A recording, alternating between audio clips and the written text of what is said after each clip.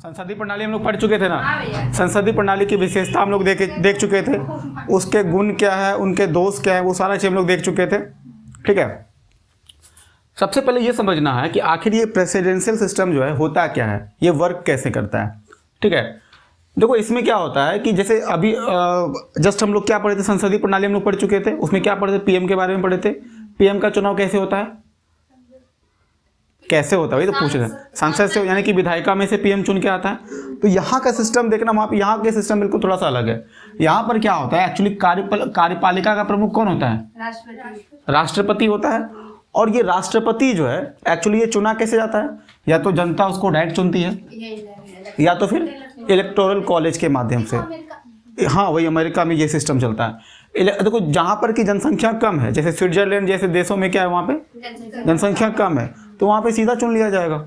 लेकिन जहाँ पर की पॉपुलेशन ज़्यादा है, जैसे कि अमेरिका जैसे देश में पॉपुलेशन वहाँ पे क्या है, ज़्यादा है, तो वहाँ पर क्या होता है, कुछ लोगों का समूह जो होता है इलेक्टोरल कॉलेज, उसके माध्यम से राष्ट्रपति चुनाया जाता है। देखो दरअसल ये इलेक्टोरल कॉलेज भी कौन चुनता है, हम लोग ही चुनते हैं, मतलब कि वहाँ की जनता ही चुनती है।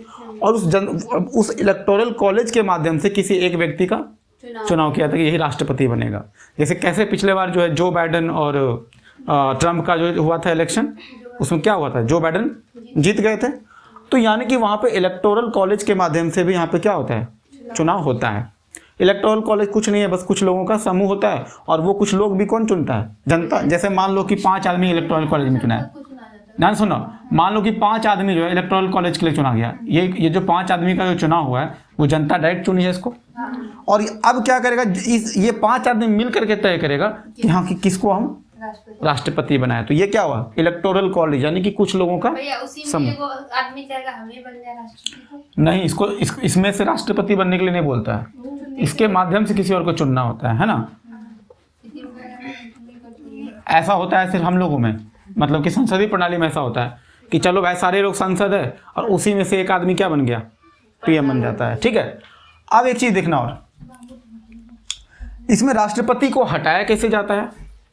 देखो आमतौर पर जो हम पढ़ रहे थे संसदीय प्रणाली में यहाँ पर पीएम को कैसे हटाते हैं, जब सांसद लोग अपना समर्थन खत्म कर दें तो पीएम क्या होगा, खत्म हो जाएगा।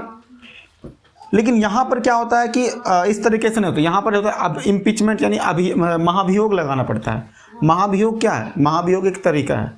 महाभियोग तब लगाया जाता है जब राष्ट्रपति संविधान के हिसाब से चीज़ों को नहीं चलाते हैं, या फिर ज़रूरत से ज़्यादा मनमाना करने लगा, है ना। तो ऐसे में जनता क्या करेगी, महाभियोग लगाएगी। मतलब महाभियोग एक प्रोसेस है। अभी जब इसका वीडियो जब हम अलग से पढ़ाएंगे, इम्पीचमेंट डिटेल में हम वहाँ पे पढ़ाएंगे कि महाभियोग का सिस्टम क्या होता है। एक्चुअली महाभियोग में क्या होता है, जो सांसद लोग होते हैं वो लोग मिलकर के इसको हटाते हैं।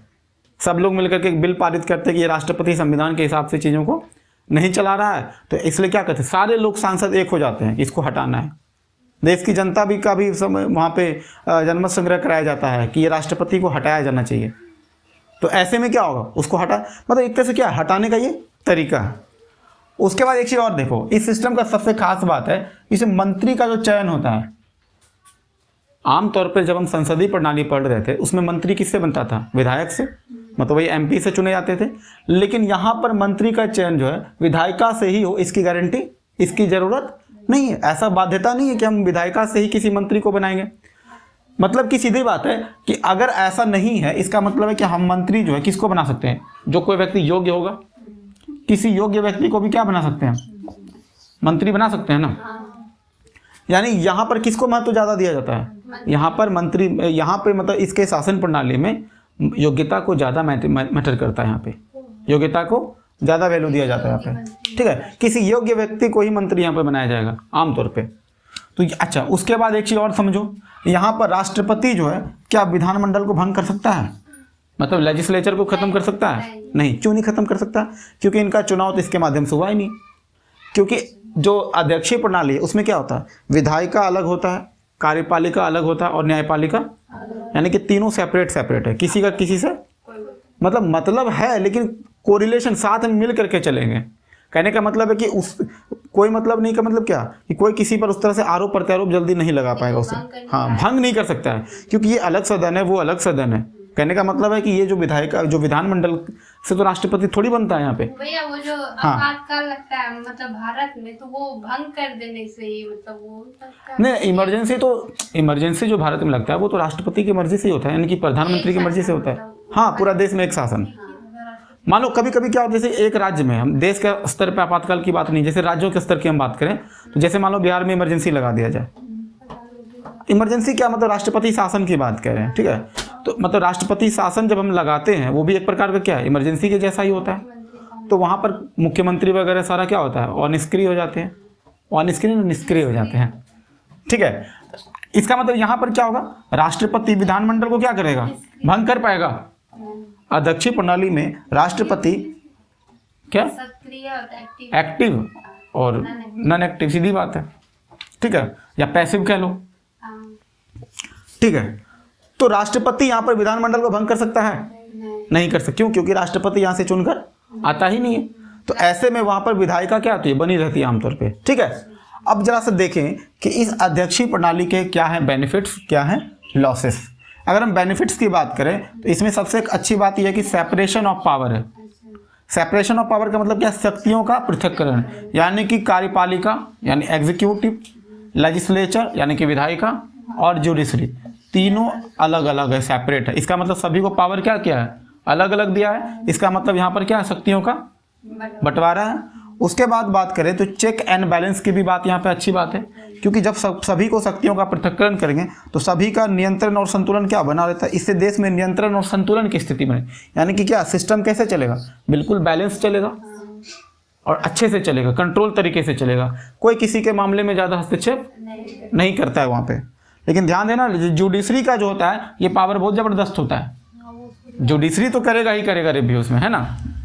उसके बाद बात करते हैं तीसरा नंबर पॉइंट, मंत्रिमंडल में किसको ध्यान रखा जाता है, योग्यता और कुशलता। अभी जस्ट बताया ना, मंत्रिमंडल में किसको ध्यान रखा जाता है, जो व्यक्ति की योग्य होगा, जो व्यक्ति अच्छे स्किल्ड लोग होंगे, जो कुशल लोग होंगे, केवल उन्हीं को मंत्री बनाया। भारत के जैसे नहीं, यहाँ पर तो अनपढ़ आदमी भी मंत्री बन जाता है। सीधी सी बात है, जो भी आदमी विधायिका में शामिल होंगे मंत्री उसी से बनता है। तो बाहर से मंत्री तो बनता नहीं आमतौर पर भारत में। उसके बाद देखो चौथा पॉइंट क्या है, चौथा फायदा क्या है इससे, कि कार्यपालिका को विधायिका की जिम्मेदारी निभानी पड़ेगी नहीं। कार्यपालिका का काम क्या है, मतलब जो एग्जीक्यूटिव होता है उसका काम है सिर्फ शासन करो आप अच्छे से। अब विधायिका का काम क्या है, कानून बनाओ।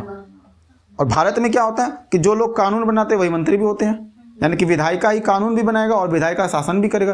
तो ऐसे में क्या होता है, विधायिका को दो काम करना पड़ता है यहाँ पे, मतलब कार्यपालिका को। तो कार्यपालिका चूंकि एक सांसद भी तो है वो, तो विधायक देखो कार्यपालिका यहाँ पर कानून भी बना रहा है और कार्यपालिका यहाँ पर मंत्रालय भी संभाल रहा है, फॉलो भी कर रहा है, समझ रहे हो ना। तो इसको दोनों, मतलब कि संसदीय प्रणाली में दोनों चीज़ें करना पड़ रहा था। जबकि अध्यक्षात्मक प्रणाली में क्या होता है, जो प्रेसिडेंशियल सिस्टम की बात करें तो यहाँ पर क्या दोनों को अलग अलग काम मिला है, तो दोनों की जिम्मेदारी भी क्या होगा, अलग अलग, एक साथ निभाना पड़ेगा नहीं। यानी कि कार्यपालिका को विधायिका की जिम्मेदारी नहीं निभानी पड़ती है। कार्यपालिका का काम है सिर्फ शासन करना, ठीक है, और विधायिका का काम क्या है, कानून बनाना। अब जरा सा देख लें तो फायदे की बात होगी, अच्छी बात होगी। अब देखो हर एक सिस्टम की कुछ ना कुछ खराब बात होती है। देखो अभी जो संसदीय प्रणाली पढ़े थे, तो संसदीय प्रणाली की जो चीज़ें अच्छी बात थी वो इसका क्या हो जाता है, हानि। और जो उसमें खराबी था उस चीज़ की कमी को लाभ के। तो जब भी एग्जाम में कभी क्वेश्चन आ जाए कि अध्यक्षीय प्रणाली और संसदीय प्रणाली में अंतर बताएं, तो बता दोगे ना आराम से। उसके बाद देखो इसके लॉसेस क्या है, कार्यपालिका और विधायिका में टकराव की स्थिति हमेशा बना रहता है, बना रहेगा ना। मान लो कि विधायिका कोई कानून बनाया और कार्यपालिका बोलेगा कि हम उस कानून को नहीं मानते हैं, ये कानून तुम्हारा अच्छा नहीं है, तो ऐसे में टकराव रहेगा ना। अच्छा ये भी सोचो, मान लो केंद्र में अलग सरकार है, राज्य में अलग सरकार है, जब यादें पढ़े थे जब संसदीय प्रणाली में, तो ऐसे में वहाँ पर टकराव की स्थिति हुई थी कि नहीं, क्योंकि वो उसका अलग हुए थे ना। अच्छा यहाँ भी देखो टकराव की स्थिति बनती, क्योंकि दोनों का काम क्या है, अलग अलग है। तो हो सकता है कि ये कानून ऐसा बना दे जो इसको पसंद ना आए। लेकिन संसदीय प्रणाली में टकराव की स्थिति नहीं होती है। वहाँ पे राजनीतिक गतिरोध का मामला अलग है कि अलग अलग पॉलिटिकल पार्टीज हो जाए तो अलग अलग बात है। लेकिन कार्यपालिका और विधायिका में थोड़ी होता है, वो तो केंद्र और राज्यों के स्तर पर टकराव की स्थिति होती है। बात समझ। तो संसदीय प्रणाली में ऐसी होती थी नहीं, क्यों, क्योंकि वहाँ पर कार्यपालिका तो विधायिका का हिस्सा था, जबकि यहाँ पर नहीं है। तो ऐसे में क्या होगा, टकराव की स्थिति, कॉन्ट्रडिक्शन रहेगा।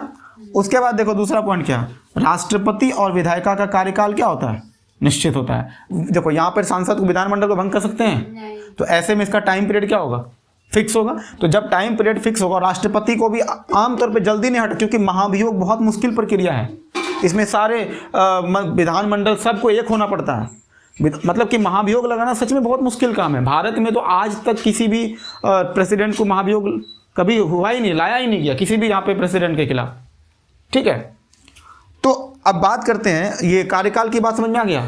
अब मान लो कि राष्ट्रपति और विधायिका का जब निश्चित कार्यकाल होगा, उसको पता है कि हम इतने साल के लिए बन गए हैं, तो ऐसे में हो सकता है ना कि वो मनमानापन करने लगे, उसको तो कुर्सी खोने का टेंशन नहीं है। तो ऐसे में क्या होगा, हो सकता है कि वो जनमत के प्रति यानी कि जनता के प्रति वो लापरवाह हो जाए।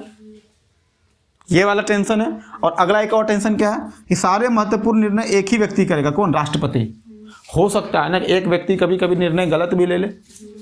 जब एक व्यक्ति निर्णय लेगा तो ऐसे में क्या होगा, बड़ा रिस्क होता है। अगर ये निर्णय अच्छा लिया फिर तो बहुत बढ़िया है, और अगर ये निर्णय अच्छा नहीं लिया तो फिर तो पूरा देश को बर्बाद, यानी कि एक व्यक्ति का गलती पूरा का पूरा देश को तबाह कर सकता है। समझ में आया? उसके बाद देखो, कहता है राष्ट्रपति वही व्यक्ति बन सकता है जो कौन होगा, बहुसंख्यक वर्ग। क्यों? क्योंकि यहाँ पे राष्ट्रपति कैसे बन रहा है, निर्वाचक गण या फिर जनता सीधा चुनेगी। जब जनता सीधा चुनेगी, निर्वाचक गण या फिर इसके तौर पे नहीं चुनती है।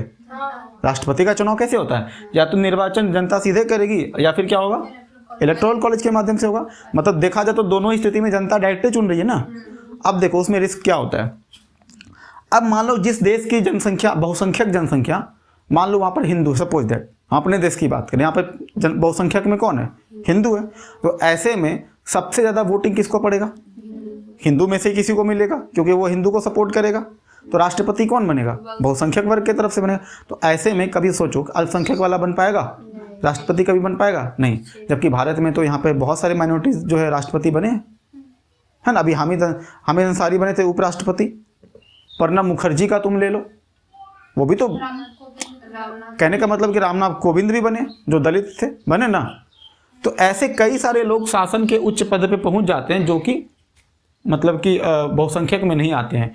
लेकिन ये सिस्टम कहाँ पे चलेगा, जब संसदीय प्रणाली में चलेगा। लेकिन यहाँ क्या पढ़ रहे हैं, देखो हम ये बार बार जो तुम देख रहे हो, हम तुलना कर करके पढ़ा रहे हैं ना, कि कभी अध्यक्षी पढ़ जरूर रहे हैं, लेकिन संसदीय को हम साथ में लेके चल रहे हैं। इसको कहते हैं तुलनात्मक अध्ययन, यानी कि कंपैरेटिव स्टडी। इससे बेनिफिट क्या होगा कि तुम्हारा पिछला भी रिवीजन हो जाएगा और ये भी रिवीजन है, और जब आंसर लिखने के लिए देंगे वो तुम आराम से कर पाओगे। तो ये हमारा समझ में आ गया ना। अच्छा, अब देखो बहुसंख्यक वर्ग को अगर तुम दे देते हो तो ऐसे माइनॉरिटी में क्या होगा, असुरक्षा बढ़ेगा ना। और ये क्या चिंता की बात है, सभी देश में माइनॉरिटी की स्थिति अच्छी होनी चाहिए, बेहतर सुरक्षित होनी चाहिए, और ये इसके लिए क्या है, प्रॉब्लम्स है। बात समझ में आ गया। अच्छा, भारत की अगर बात करें तो भारत में शासन प्रणाली कैसे चलता है। देखो भारत में संसदीय प्रणाली इस वजह से भी चलता है क्योंकि हमको शुरुआत में क्या हुआ था, जब हम लोग नए नए आज़ाद हुए थे तो हमारे पास कौन से सिस्टम का ज़्यादा अनुभव था, ब्रिटिश सिस्टम का। हमारे पास संसदीय प्रणाली का क्या था, ज़्यादा अनुभव था। दूसरा बात, भारत में बहुसंख्यक वर्ग और अल्पसंख्यक बहुत सारे, यहाँ पे अलग अलग जाति अलग अलग धर्म के लोग रहते हैं और अलग अलग यहाँ पे डाइवर्सिटी है। तो ऐसे में क्या होगा, ये खतरा रहता है ना कि हम अगर इस सिस्टम को मानेंगे तो बहुत सारा चीज़ दिक्कत हो जाएगा। और ये सब चीज़ की वजह से यहाँ पर हम लोग क्या अपनाएं, संसदीय प्रणाली। तो ये भी अगर कंक्लूजन अगर पूछ दे कि आखिर भारत ये सिस्टम को क्यों माना, इसके पीछे रीज़न बता सकते हो ना। ठीक है, तो आज का टॉपिक हमारा ये जो है, ये अध्यक्षीय प्रणाली वाला, ये वाला हमारा